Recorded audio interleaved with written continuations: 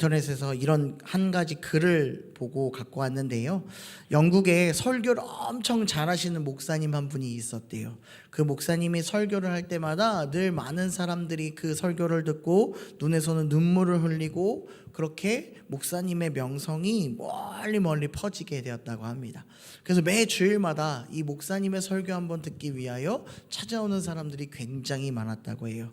하루는요, 한 스칼렛이라는 여성이 이 목사님의 설교를 듣기 위해서 주일 예배를 참석했는데, 설교를 들을 때 이 여인의 눈에서 눈물이 주르르륵 흐르면서 하나님의 은혜를 받게 되었다고 합니다.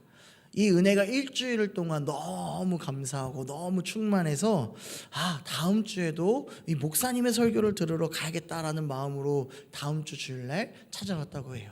당연히 그녀는 또 한 번 더 목사님 설교로 은혜를 받고 눈물을 흘릴 것이라고 기대했는데, 설교가 끝난 기짐이 보였는데도 두 눈에 눈물이 나지 않는다는 거죠. 은혜도 없고 아무런 감동이 없다라는 거죠. 그래서 예배가 끝나고 그 여인은 목사님을 찾아갑니다. 그래서 이렇게 물어보는 거예요. 목사님, 제가 지난 주일 목사님의 설교를 듣고 엄청난 은혜를 받고 그 은혜를 다시 받기 위해서 이 자리에 왔는데 지난주와 같은 큰 감동이 없어요. 눈물도 안 나고요. 아무런 마음이 없는데요. 이게 뭐가 문제예요? 라고 물어본 거죠. 그러니까 목사님이 이렇게 답변했다고 합니다. 지난주에는 예수님을 만나러 왔기 때문에 우리 성도님이 은혜를 받았습니다. 그런데 오늘은 예수님이 아니라 저를 만나러 왔기 때문에 당연히 은혜가 없을 수밖에요 라고 얘기했다고 합니다. 하나님의 자녀가 된 그리스도인들에게 가장 중요한 것이 무엇입니까? 여러 가지가 있지만 그 중에서 하나를 뽑자면 바로 예배다라는 거죠. 주님, 예배의 주인인 예수님이시며 동시에 예배는 하나님의 임재와 만남을 경험하는 그 시간이다라는 겁니다. 그러니 이 여인이 예배의 은혜가 더 이상 없었다는 것은 예수 그리스도를, 하나님을 찾는 것이 아니라 나 중심의 예배, 내가 원하는 것을 얻고자 하는 그 마음이 있었기에 더 이상의 은혜는 없었다라는 것입니다. 2026년도 한 달을 삶을 보냈습니다. 그리고 예배하고 있습니다. 우리 성도 여러분, 여러분들의 예배는 어떠십니까? 우리가 저와 함께 이 로마서 12장의 말씀 1절과 2절의 말씀을 통해서 정말로 내가 원하는 예배가 아니라 하나님이 원하시는 예배가 무엇인지를 깨닫고 우리의 삶에서 이 곳에서 드리는 예배뿐만 아니라 삶에서의 예배까지도 온전히 주님께 마음과 정성을 다해서 드리는 우리 성도님들과 되기를 주님의 이름으로 축복합니다. 신약 성경을 찾아보면요, 이 신약 성경 대부분 쓴 사람이 누구냐라고 찾아보면 사도 바울이라고 얘기합니다. 맞아. 다소 출신의 바리새인이었던 이 사울이 율법과 전통을 늘 따랐습니다. 그는 예수님과 예수님의 제자가 위협적으로 느꼈고 그래서 박해했고 그들을 잡아야 된다라고 생각했다라는 거죠.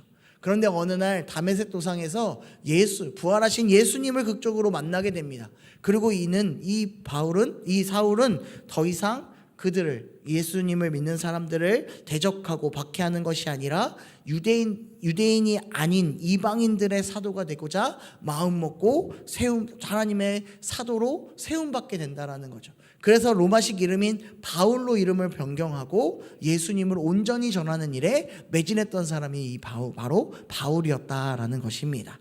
그러면서 각각의 지역에 교회를 세웠고 그 교회에 문제가 있거나 또 한번 어려움이 있을 때에 편지를 써서 그 편지를 보낸 것이 바로 신약 성경의 일부분이 서신서들이다라고 볼 수 있다라는 거죠. 그 중에서도 로마서는요, 로마에 있던 교회가 세워졌고 그 안에 있던 유대인들과 이방인들이 함께 공존하면서 신앙생활을 했었습니다. 그런데 로마의 글라우디오라는 황제가 유대인들을 로마에서 추방시켜 버려요. 그러니까 유대 그리스도인들이 로마에서 추방당한 거죠. 그리고 5년이 지난 후에 다시 돌아오게끔 만들었을 때에 이제 유대인들과 이 이방인들 사이에 견해가 달라졌다라는 겁니다. 생각이 달라진 거죠. 그들이 갖고 있었던 생각과 이방인들이 갖고 있었던 그리스도인들 간의 논쟁이 시작된 거예요. 합의점이 보이지 않자 교회가 분열되기 시작합니다. 그 상황 속에서 바울이 분열을 막고 다시 한 번 더 하나의 교회를 세우기 위해 쓴 편지가 바로 이 로마서다라는 겁니다. 그러니까 이 로마서 안에는요, 복음, 그러니까 예수님의 삶과 죽음과 부활에 대한 기쁜 소식이 최대한 자세히 설명된 서신서가 바로 이 로마서다라는 거죠. 이 로마서는 앞과 뒤로 나눌 수 있는데, 로마서의 중심된 내용은 로마서 1장 17절 말씀에 보면 이렇게 써 있습니다. 제가 읽어드릴게요. 복음에는 하나님의 의가 나타나서 믿음으로 믿음에 이르게 하나니 기록된 바 오직 의는 믿음으로 말미암아 살리라 함과 같으니라 라고 분명하게 로마서 1장 17절 말씀에는 기록되어 있다라는 거죠. 그러니까 믿음으로 말미암아 의는 산다라는 것을 강조하고 있고 말하고 있는 것이 바로 이 로마서다라는 겁니다. 이것을 쉽게 말하면 좀 어려운 말로 쓰면 이런 거죠. 이신칭의라고 얘기합니다. 우리 성도님들 한번 들어보셨지요? 이신칭이 굉장히 어려운 말인데 저도 잘 안 쓰고 싶은 말인데, 우리가 예수 그리스도를 만남으로 말미암아 죄인이 의롭다함을 받았다라는 뜻입니다. 그런 의롭다함을 너희가 예수 그리스도를 통해서 받았어 라는 것을 이전까지 알려줬어요. 그리고 나서 로마서 12장 말씀부터는 이제 너희가 그런 의롭다함을 받은 사람이 어떻게 살아야 되는지, 어떻게 실천해야 되는지를 바울이 고백하고 있다라는 것입니다. 그러면서 우리가 읽은 이 12장 1절 말씀은 그리스도인이라면 가장 기본으로 하나님께 대한 성도의 예배의 자세를 얘기해 주고 있다라는 거죠. 우리 다시 한번 더 1절을 한번 읽어볼까요? 우리 같이 읽겠습니다. 시작. 그러므로 형제들아, 내가 하나님의 모든 자비하심으로 너희를 권하노니 너희 몸을 하나님이 기뻐하시는 거룩한 산제물로 드리라. 이는 너희가 드릴 영적 예배니라. 아멘. 사도 바울은요, 지금 1절의 말씀 가운데 명령하지 않고 있음을 우리는 볼 수 있습니다. 앞부분을 보면요, 뭐라고 얘기해요? 너희를 권하노니 라고 얘기하죠. 지금 권하고 있는 겁니다. 왜요?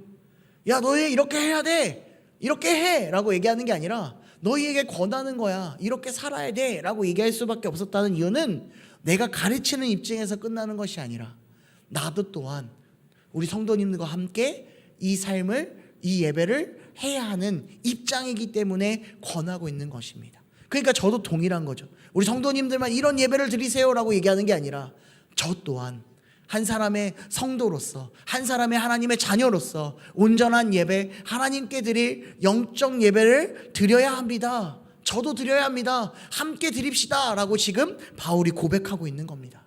어떻게요? 하나님의 모든 자비하심으로 권하고 있는 겁니다. 하나님의 자비하심이 바울에게 임했고, 그러므로 말미암아 우리 성도님들에게도 임하고 있음을 말해주고 있다라는 것이지요. 그러니까 너희의 몸을 이제 하나님이 기뻐하시는 거룩한 산 제물로 드리라라고, 이는 너희가 드릴 영적 예배다라고 말해주고 있는 겁니다. 이 말씀을 원어적으로 다시 한 번 더 번역하면 이렇게 표현할 수 있다고 해요. 너희 몸을 바친 상태에 들어가게 하라라는 거죠. 내 몸을 바치라라는 겁니다. 드리라라고 얘기하는 거예요. 이 드리라라는 단어, 헬라어를 보면요, 파리스테미라는 단어를 사용했다고 해요. 이 단어는 바울이 믿음으로 의롭다 하심을 받은 자들이 자신을 제물로 하나님께 바치는 행위를 나타내기 위해서 사용된 단어다라는 거죠. 좀 되게 어려운 단어죠. 그러니까 이 단어를 쉽게 얘기하면 주인에게 내 자신의 모든 것을 완전히 맡기는 것이다 라는 것입니다. 그러니까 그냥 일부분만 드리는 게 아니라 뭐예요? 내 머리끝부터 발끝까지 모든 것을 다 주인에게 바칩니다 라고 고백하고 있다라는 겁니다. 그러니까 이 하나님의 은혜로 의롭다함을 받은 자가 나의 주인이신 하나님께 뭐를요? 내 모든 것을 드리는 것이 지금 말하고 있는 거룩한 산 제물로 드리는 예배다, 영적 예배이다 라고 말하고 있는 거다라는 거죠. 그래서 지금 바울이 말하고 있는 거예요. 야, 너희 아직도 너희 마음대로 예배 드릴 거야? 너희 마음대로 살 거야? 세상의 가치를 쫓아가면서 예수님, 예수님, 나는 예수 그리스도입니다 라고 외치고 있는 거, 그게 정말로 말이 된다고 생각해? 라고 지금 말해주고 있는 거예요. 우리에게 알려주고 있는 겁니다. 정말로 우리 성도님들 그렇게 생각합니까?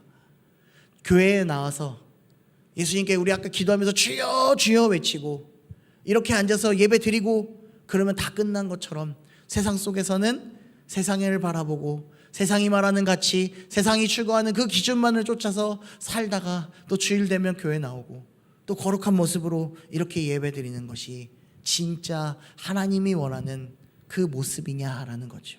아니다라는 겁니다. 아니다라고 분명히 오늘 말씀은 우리에게 알려주고 있다라는 겁니다. 믿음으로 의롭게 여김받은 자, 그러니까 예수 그리스도를 통해서 구원을 얻은 자는 죄인된 신분에서 의인으로 변화되었으니 이제 변화된 만큼 본격적인 변화된 삶을 살아야 된다라고 우리에게 말씀해 주고 있는 겁니다. 그러니까 뭐에서 떠나야 된다라는 거예요? 세상의 중심에서, 내 중심의 삶이 아닌 오로지 나의 구원자이신 예수 그리스도의 중심의 삶이 지금 우리에게 필요하다라고 얘기합니다. 그래서 갈라디아서 5장 16절 17절 말씀에 보면 이렇게 고백하고 있습니다. 우리 같이 고백해 봅시다. 내가 이르노니 너희는 성령을 따라 행하라. 그리하면 육체의 욕심을 이루지 아니하리라. 육체의 소욕은 성령을 거스리고 성령은 육체를 거스리나니 이 둘이 서로 대적함으로 너희가 원하는 것을 하지 못하게 하려 함이니라. 아멘.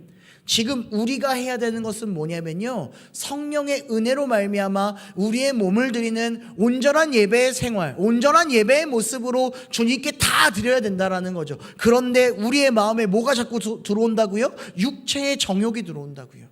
육체의 생각, 세상이 말하고 있는 그 기준들, 가치들, 그것들이 우리를 주님께 온전히 맡기지 못하게 한다고요.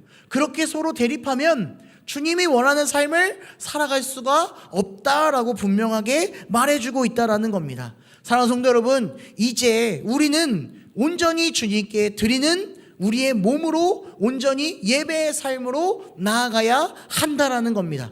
성경에서 단순히 몸을 사람의 몸으로 얘기하는 것이 아닙니다. 이 모든 것을 얘기하는 겁니다. 내 영혼과 내 혼과 내 이 육체를 모두 드리는 것을 말한다라는 겁니다. 그러니까 우리의 모든 것을 드릴 때에 거룩한 산 제사로 하나님께 바쳐져야 한다라는 것입니다. 우리는 그것을 뭐라고 얘기합니까? 바로 예배, 워십이다라고 얘기하는 겁니다. 그래서 우리 이 추운 날에도 버스를 타고 차를 타고 걸어서 열심히 이 자리에 하나님의 성전에 나와 예배하는 것 아니겠습니까? 그런데 이 예배가 형식에 갇혀 행위에만 신경 쓰고 있으면 우리는 안 된다라고 우리는 깨달으셔야 합니다. 어느 날부턴가 우리는 형식에 너무 갇혀 있습니다. 예배의 틀에 갇혀 있고 이것 꼭 해야 된다라고 생각합니다. 그러나 우리의 삶은 전혀 변화가 되지 않았다라는 것. 하나님의 은혜가 있음에도 불구하고 내 삶에서의 예배가 되지 않으면 아무런 소용이 없다라는 것입니다. 요즘에 많은 사람들이 이렇게 얘기하죠. 예배하면 모든 것이 해결된다라고 얘기합니다. 맞습니다. 예배 드리면 주님께서 우리와 함께 하심으로 말미암아 모든 것을 해결할 수 있는 은혜와 능력을 허락해 주십니다. 그런데 그 마음을 다하지 아니하고 그냥 예배의 자리에 앉아 있다고 해서 우리의 신앙이, 우리의 믿음이 완벽해지지 않는다라는 것입니다. 그것을 꼭 깨달으셔야 합니다. 예배만 하면 되는 게 아닙니다. 저의 말 가운데 예배만이라 그랬습니다. 많이 들어간다라는 거죠. 이 행위만 들어가면 안 된다라는 거죠. 우리의 모습 가운데 진정한 은혜를 깨닫고 나를 주님께 드리는 모든 것을 모든 삶의 영역에서 하나님과 함께 하심으로 말미암아 다 드리는 삶이 거룩한 제사요 영적 예배임을 바울이 지금 말하고 있는 겁니다. 제사를 한번 생각해 봅시다. 구약시대 제사는 어땠습니까? 사람이 직접 뭔가를 하지 않았습니다. 거룩하고 깨끗한 동물을, 소나 양이나 생계수단이었던 소나 양을 가지고 와서 그의 피를 흘립니다. 그의 껍질을 벗기고요, 그것을 토막냅니다. 그리고 그 불태움으로 말미암아 그 향기를 하나님께 드리는 것 아니겠습니까? 내가 할 수 있는 건 아무것도 없었다는 거죠. 다 동물에게 전가할 수밖에 없었던 그 제사들, 그냥 간단한 제사처럼 말로는 보일 수 있지만 늘 피를 흘려야 되고, 그곳에는 늘 피비린내가 나는 곳이고, 늘 그 동물들의 잡아가는 그 소리가 끊임없이 울리는 곳이 바로 성막 성전 안에서의 그런 모습들이었다라는 거죠. 우리는 그 상황을 늘 기억해야 합니다. 그렇게 제사가 예수 그리스도를 통해서 변화되기 시작하는 거예요. 동물이 아니라 이제는 그리스도를 믿는 자가 하나님께 나와 직접 예배를 드릴 수 있는 겁니다. 나를 드릴 수 있는 자리가 열리게 된 것입니다. 이 시간 우리 성도님들에게 다시 한 번 더 묻습니다. 하나님께서 너희의 몸을 하나님께 바치라 라고 명령하신다면 바치실 수 있겠습니까? 저도 사실 이거 설교를 막 쓰면서요, 이 질문을 쓰고 한번 저에게 또 던져봤어요. 하나님이 내 몸을 다 바치라. 아직 나는 할 게 많고, 아직 난 좀 젊은 것 같은데, 아직 내 갈 길이 좀 먼 것 같은데, 이런 생각을 좀 하게 되었지요. 우리 성도님들도 그런 생각하지 않습니까? 아직 조금만 더 뭔가를 더 해야 되는데, 내 자식들이, 내 아들, 딸들이 좀 더 잘 되고 좀 더 평안한 삶을 보고 주님 그때 부르시면 안 될까요? 이렇게 고백하지 않습니까? 저도 잠깐 그럴 때가 있었다라는 거죠. 우리는 이런 방법 저런 방법으로 말로는 하나님 내가 다 드리겠습니다라고 얘기하지만 우리의 삶에서는, 모습에서는 그러지 못한다라는 겁니다. 그런데 주님은 그런 모든 것까지도 내려놓고 하나님께로 나오는 것이 진정한 예배다라고 우리에게 알려주고 계신다라는 겁니다. 그러면서 이 세대를 살아가는 방법에 대해서 2절의 말씀을 통해서 분명하게 알려주고 있습니다. 우리 2절 말씀도 읽어볼까요? 너희는 이 세대를 본받지 말고 오직 마음을 새롭게 함으로 변화를 받아 하나님의 선하시고 기뻐하시고 온전하신 뜻이 무엇인지를 분별하도록 하라라고 알려주고 있습니다. 무엇을 알려주는 거예요? 이 세대를 본받지 말라라고 얘기하는 겁니다. 아니 도대체 이 세대가 어떻길래 본받지 말라고 우리에게 말하고 있는 겁니다. 말하고 있을까요? 이 세대는요, 악합니다.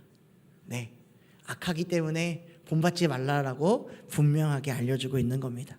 하나님께서 이 땅을 악하게 만들진 않았어요. 굉장히 아름답고 정말 풍성하게 모든 것들을 요밀조밀하게 만들어 주셨다고요. 그런데 아담의 범죄 때문에, 아담의 선악과를 따먹는 그 죄로 말미암아 아담과 하와만 저주받는 것이 아니라 어디도 저주받았다고요? 이 땅도, 하나님이 만든 땅도 저주를 받게 되었어요. 그래서 창세기 3장 18절의 말씀에 보면 이 땅이 내게 가시덤불과 엉겅퀴를 낼 것이라 라고 얘기합니다. 그래서 그 소산을 먹으려면 땅을 기경하고 작물을 재배해야 먹을 수 있다라고 얘기하는 거예요. 이 땅이 그렇게 저주를 받았다라고 얘기하는 겁니다. 우리가 살아가는 이 땅이 저주를 받아 우리를 점점 하나님의 품이 아닌 어려움 속으로 다른 길로 인도해낼 수 있게끔 하고 있다라는 거죠. 점점 사단은 교묘하게 이 땅의 모든 것들을 만들어내면서 우리를 점점 힘들게 만듭니다. 하나님을 보지 못하게 만들고 하나님 앞에 온전한 예배를 드리지 못하게 만드는 것이 지금의 우리가 살고 있는 이 세대라는 거죠. 밖에만 나가보십시오. 얼마나 재밌는 게 많습니까? 눈만 뜨면요, 우리가 보고 싶은 거 핸드폰 안으로 하루 종일 봐도 끊임없이 나와요. 제가 잘라고 누웠거든요. 근데 핸드폰을 딱 열었어요. 그 유튜브를 하나 틀었어요. 이게 재밌네요. 그러면서 하나 또 넘겨요. 또 넘겨요. 또 넘겨요. 그러다 보니까 1시간이 가고 2시간이 가고 그렇게 돼서 그냥 안 자고 새벽 예배 나올 때도 가끔 있었어요. 이거에 정신이 팔려서. 똑같습니다. 주일날 예배 나오는 것, 우리가 정기적으로 교회에서 예배하는 것에서 마음을 빼앗기는, 나오지 못하고 마음을 빼앗기는 이유가 뭡니까? 다른 것이 더 즐겁고 재밌으니까. 아이들에게도 동일하게 물어보십시오. 예배가 재밌냐, 밖에서 노는 게 재밌냐? 그럼 당연히 밖에서 노는 게 더 재밌다고 얘기해요. 그러니까 애들이 교회 나와도 정말 예수 그리스도를 믿어야 하는지, 나의 구원자인지를 바로 모르는 거예요.